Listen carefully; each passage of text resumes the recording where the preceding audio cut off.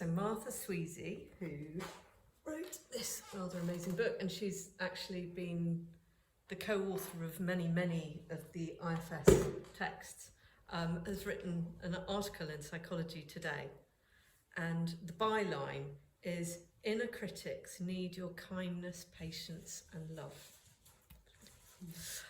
The more curiosity and kindness you can offer, the calmer and responsive it will be. Inner critics fear being unlovable. They want to save us from a perpetually threatening state of shamefulness.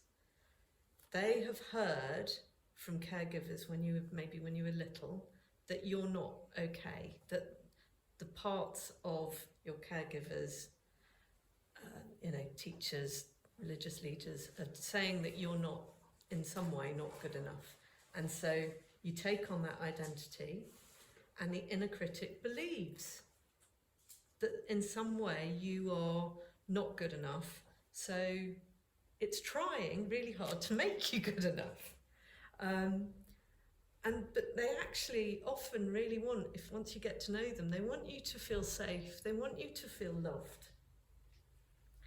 And if we can ask it for its good intentions, as you've all just shared, so many of you, often, it's got this wonderful protective capacity of, I just want you to feel better. I want you to be liked, or I want you to feel good. And they're often really young. I don't know if you've got an age, but under 10, anyone? Yeah. And they're, if you think of a small child, they're quite, in the nicest possible way, they're naive because they're small children, and they're very self-sacrificing and really earnest, and they can't grasp the concept or the irony that they are shaming you to prevent the feeling of shamefulness. And so they're copycats. They intend that we actually feel better, but they do it by shaming you. So we did, in September, I think, 2023, Martha Sweezy's Shame Cycle in 6 acts. I don't know if you remember, and it's on my website if you want to have a little look at it, and the video in the notes. And I really liked Martha Sweezy's way of looking at internal critics.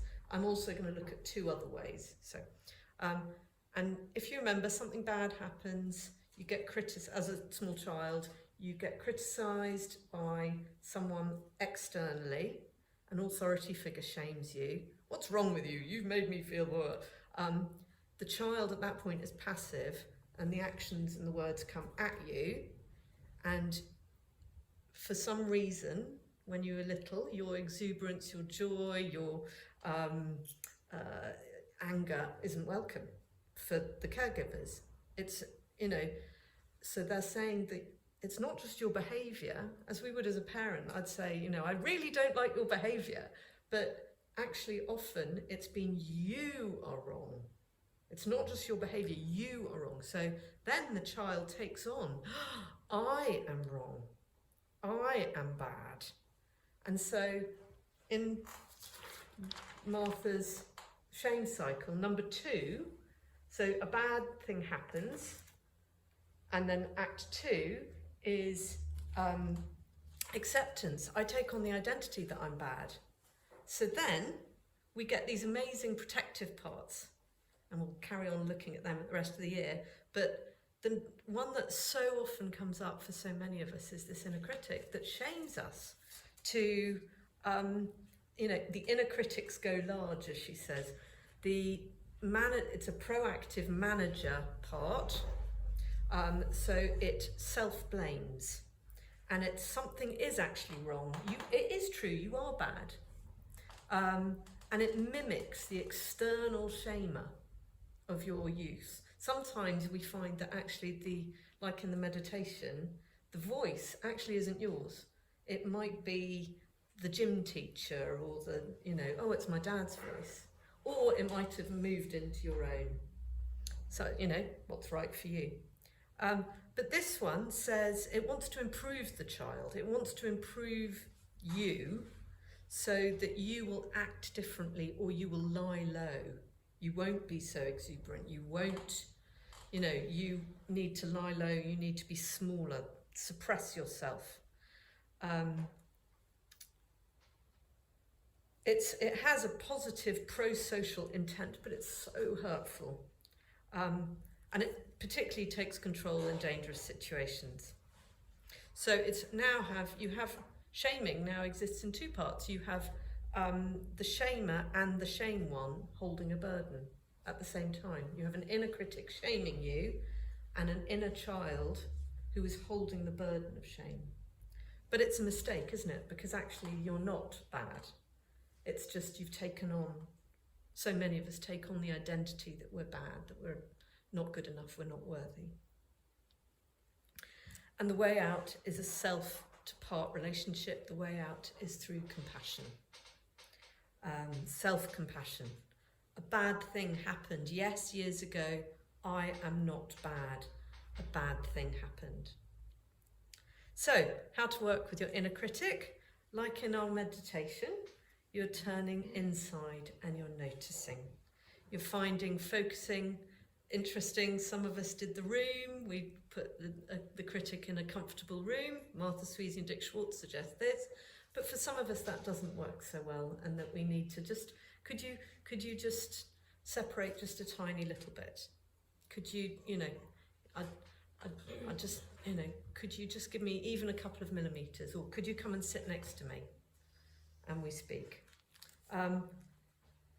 Let's assume that dislike is how other parts often feel towards it, and asking them to relax, not asking them to go away, but maybe they could come into your heart if they don't want to hear the inner critic, noise cancelling headphones, or we could do a room with an intercom. Can I go into the room? Really, what works for you? And Martha Sweezy says, as soon as other parts are willing to relax back, a different you will be apparent. You might feel those lovely qualities of self, expansive, relaxed, aware, grown up. Perhaps you might feel calm. In any case, this is the one who remains when your parts make room inside. You are the one that notices them.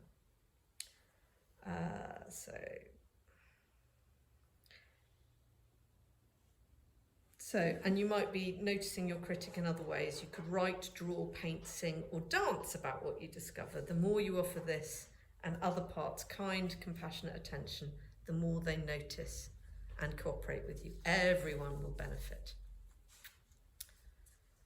So, that was Martha in her shame cycle. And there are two other ways that I found being really, I'm curious about, that I wanted to bring to your attention. And one is, I don't know if anyone's come across Jay Early. He wrote some books. He very much focuses on protectors and exiles. He doesn't split them into managers and firefighters. And classically, I have two of his books, but not the one that has the inner critic in it, because I have that on Kindle. But he writes some great books and entitled Self-Therapy. And he has categorised the inner critic into 7 inner critics. So I certainly can identify these. And but what's interesting is he is so they're all manager parts, as we've talked about. But Martha Sweezy would put some of these. I fantasize. I'm imagining some of these are the anticipatory scouts that we're going to talk next month. And some of them are the internal critics. So internal critics is totally focused on me, or you, on ourselves. And the anticipatory scouts, the reputation managers, the ones that say, never again will I feel like this, are focused inside, but mainly outside. So you won't criticize me. So just check in this list which feel right to be your inner critic and which feel right to be more reputation managers. Does that make sense? Yeah, great. So, how about this? An underminer. The task of this inner critic is to undermine your self-confidence, to protect you against the risk of failure. They tell you that you're worthless and you won't succeed. Has anyone got these voices? Don't even try, you'll fail anyway. It's pointless. Let it go. Why waste time on this? Anyone? Yeah, seeing some nodding. How about the moulder? This inner critic tries to get you to blend in and keep your head down, moulding you in such a way that you become someone who fits into the family values and principles of your family and or culture. This inner critic praises you when you behave in accordance with them, attacks you when you don't. What will people think? Don't make a fool of yourself. Keep your head down. Do as you're told. To me, that's a reputation. Has anyone got one of those? I've certainly got the destroyer. They make direct attacks on your self-esteem by making you believe that you shouldn't exist. They shame you to your core. You're a mistake. You should have never been born.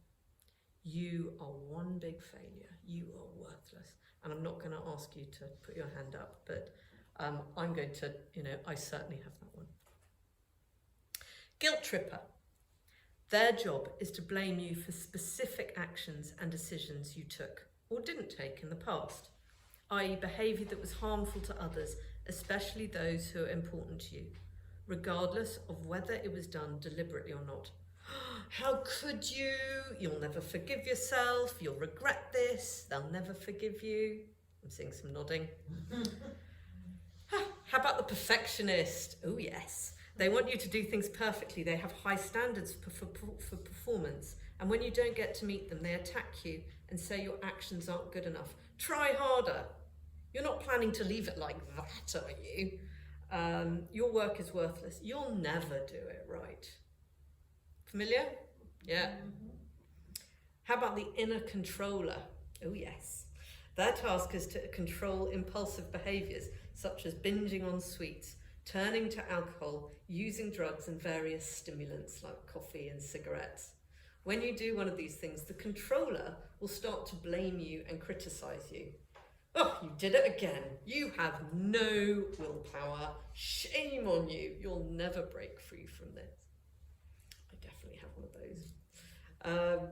Taskmaster. They'll do whatever it takes to work as hard as possible in order to motivate you. They tell you that you are lazy, incompetent, achieve nothing. And they fight with another part. I can see you already getting that one, the procrastinator. Rest is for the weak. You won't achieve anything in life unless you start working hard.